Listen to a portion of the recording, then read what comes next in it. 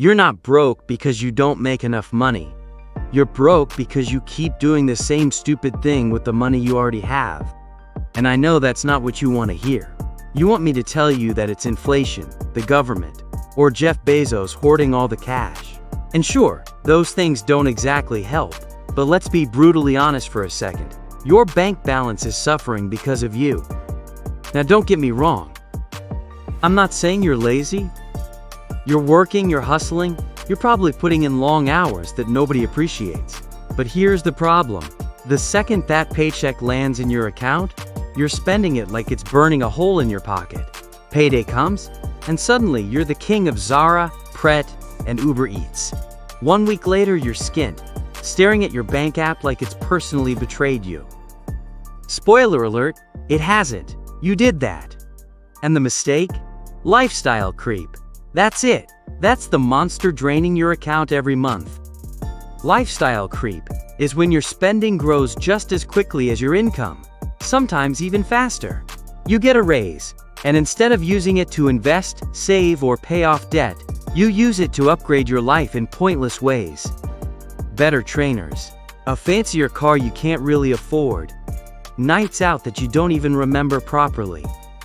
Here's the ugly truth. If you're making more money but still living paycheck to paycheck, you're not progressing. You're just getting better at being broke in nicer clothes. And the worst part? You think you're leveling up. You tell yourself, I deserve this. I've worked hard, so I should enjoy it.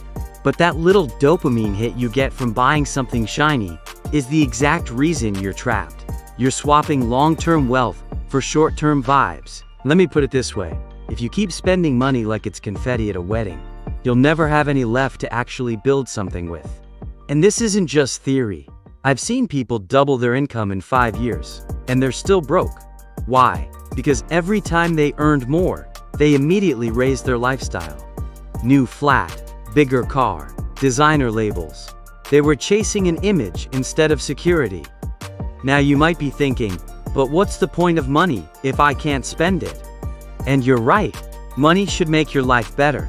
But there's a difference between using money to build freedom and using money to buy distractions. One creates options. The other keeps you stuck.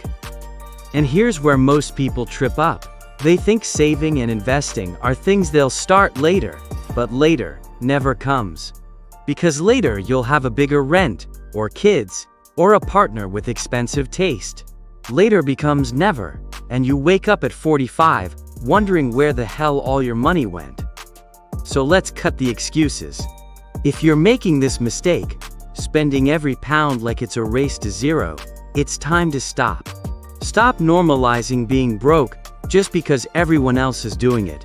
Stop acting like investing is optional when it's literally the only way you'll ever escape this cycle. Alright, let's get specific. Because lifestyle creep might sound like some vague personal finance jargon. But it's not. It's real. And it's sneaky. It's that one upgrade that doesn't feel like a big deal until you've stacked up 10 of them, and suddenly, you're spending more than you ever have in your life, but still feel broke. Think about your mornings. 2 years ago, you probably made coffee at home. It cost you maybe 20p a cup. Now, because you got a pay rise, or just couldn't be bothered, you're spending £4 every day at Starbucks. Doesn't sound like much, right? But let's do the maths. 4 quid a day? 5 days a week? 50 weeks a year? That's $1,000. £1,000 on coffee. And before you say, well, I can afford it, remember, that's £1,000 you could have invested. £1,000 that could have been earning you money instead of ending up in some barista's tip jar. Then, it's the flat. You get a little more money, so instead of staying where you are and banking the difference, you move into a bigger, shinier place. Fair enough. Who doesn't want more space? But here's the catch. Now you've got higher rent, higher utility bills, and a nicer area that basically demands you spend more just to keep up. That £200 pay rise you were so proud of? It's been swallowed whole by your new postcode. And don't even get me started on cars. You were perfectly fine driving your old Fiesta. But then, because your mate upgraded to an Audi, suddenly you needed one too. Now you've got a car payment, higher insurance, more expensive fuel. Congratulations! You've just shackled yourself to debt for something that loses value the second you drive it off the lot. See, lifestyle creep isn't about one massive, obvious mistake. It's death by 1,000 upgrades. You don't notice it, because each one feels small, but stacked together, they trap you. It's like quicksand. You don't realize how deep you're in until you can't move. And the irony? Most of these upgrades don't even make you happier. You think that 4 pounds latte will transform your morning. It doesn't. You think the bigger flat will make you feel successful. It doesn't. You think the flashier car will impress people. Spoiler alert, no one cares. People are too busy scrolling on their phones to notice your German-engineered debt machine. What really happens is this: you raise your baseline. What once felt like a luxury becomes a necessity, and once it's a necessity, you can't go back. Suddenly, life feels harder without those things, even though you were perfectly fine before. That's why so many people stay trapped. They're not broke because they don't earn enough. They're broke because they can't imagine living without their little luxuries. And here's the kicker. Companies know this. Marketing is designed to exploit it. Every advert is basically whispering, "You deserve better. Upgrade, treat yourself." They don't want you to save. They don't want you to invest. They want you stuck in an endless cycle of working, spending, and never getting ahead. Because if you ever actually got ahead, you wouldn't need them. So the mistake isn't just spending, it's letting your lifestyle expand every time your income does. You're running on a treadmill. More money comes in, more money goes out. You're running faster, but you're not moving forward. Alright, enough about the problem. Let's talk about solutions. Because calling you out is fun, but it's useless if I don't give you a way to fix it. So how do you actually stop lifestyle creep before it eats your entire future? First thing, awareness. You can't change what you don't track. Most people have absolutely no idea where their money is going. They just vaguely know that their rent gets paid, their card still works in Tesco, and then they cross their fingers at the end of the month. That's not financial management, that's financial roulette, labeled bills, rent, food, debt. So here's step 1, track your spending, not next month. Not when you feel like it, right now. Pull up your banking app, scroll through your transactions, and actually write them down. Yes, it's tedious. Yes, you'll feel slightly sick when you see how much you've handed over to Deliveroo. But that discomfort? That's progress. Because until you face the truth, you'll keep lying to yourself. Step 2. Separate wants from needs. Sounds obvious, but most people are terrible at it. Food is a need. Pret sandwiches every lunch? That's a want. Shelter is a need. A flat with exposed brick and vibes? That's a want. Transport is a need. Financing a BMW you can't afford, just so Karen in accounts thinks you're doing well? Massive want. If you can't tell the difference, your bank account will do it for you. Spoiler: it won't be kind. Step 3. Lock in your savings before you spend.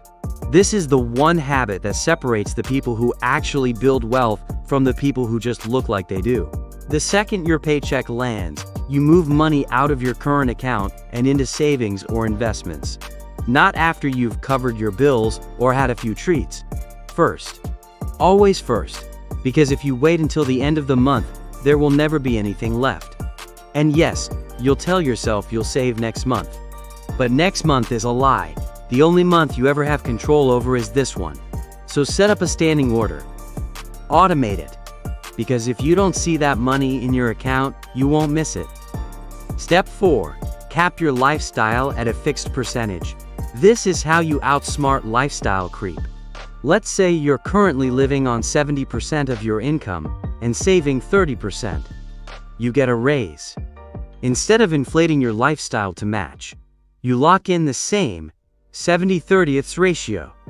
Better yet, you increase savings to 35%. That way, your wealth grows faster, and you still feel the benefit of more income without torching it.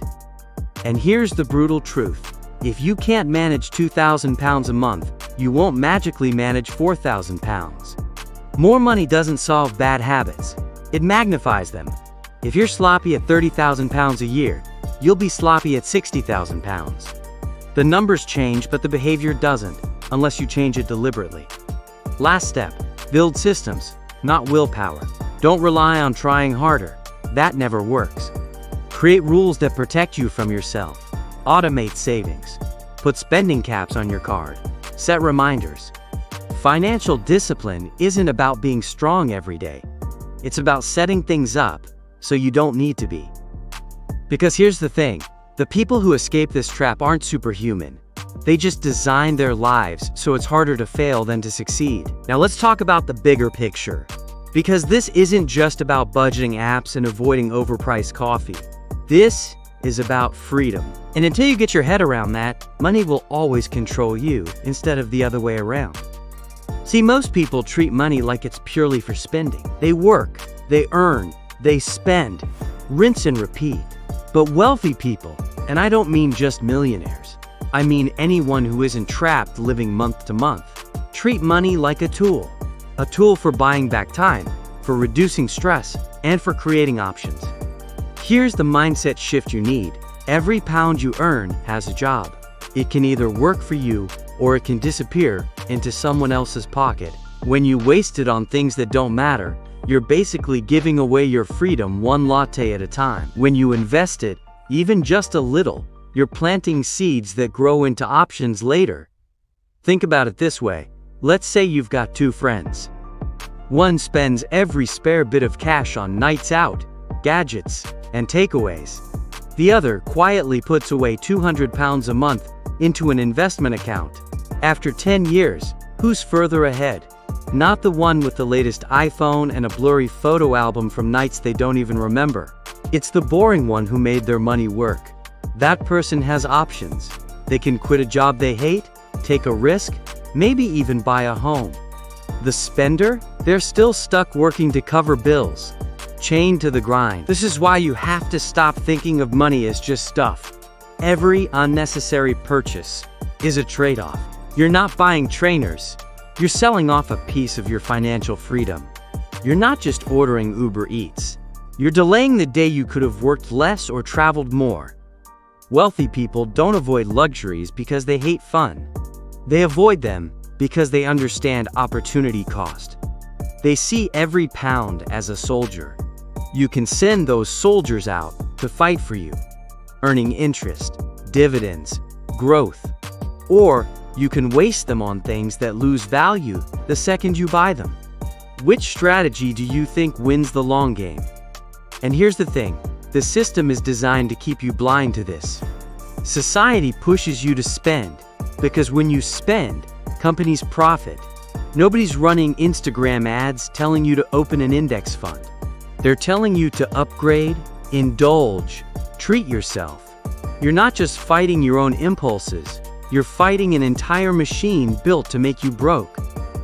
So if you want out, you need to flip your mentality. Stop asking, can I afford this? And start asking, is this worth trading my future for? Because that's what every purchase is. Once you start thinking this way, your decisions change. Suddenly, not upgrading your phone feels less like deprivation and more like buying back freedom. Saving isn't boring anymore. It's powerful.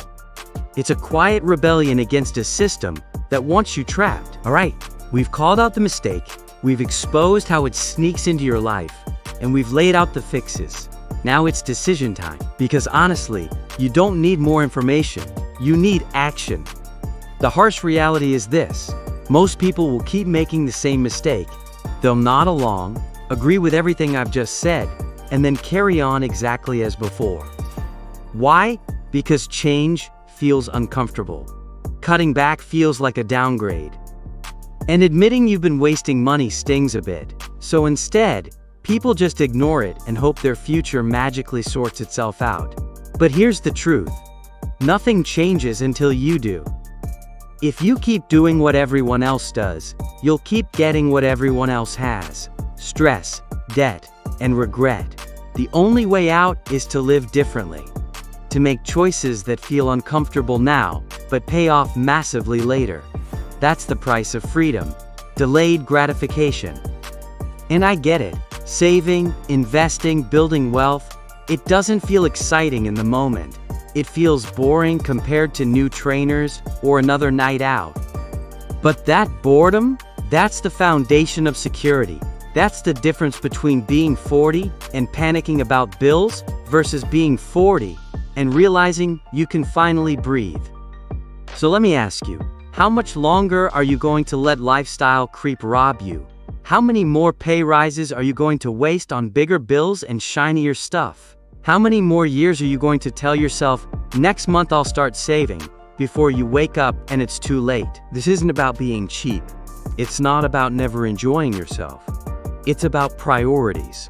It's about asking, do I want to look rich now or actually be rich later? Do I want to impress people who don't even notice? Or do I want to build a life where I don't have to worry? Because here's the good news. You can flip this script today. You don't need to wait for a bigger paycheck. You don't need to read 10 more finance books. You just need to decide. Decide that from this moment, you're done letting your money control you. You're done trading your future for short-term thrills. Take one step today. Track your spending. Set up that standing order. Cancel that pointless subscription. Choose one. Doesn't matter which. Just prove to yourself you can do it. Because once you take one step, the next feels easier. And then the next. In a year, you'll either be in the same place you are now, frustrated, broke, wondering where it all went. Or you'll look back at today as the day you finally stopped making the mistake everyone else makes. The day you took control. The day you started building freedom instead of buying distractions. So here's my challenge to you. Stop being most people. Most people stay broke. Most people never change. Be the exception. Stop doing this with your money. Start building something real. And if you're serious about that, stick around, because we've only just got started.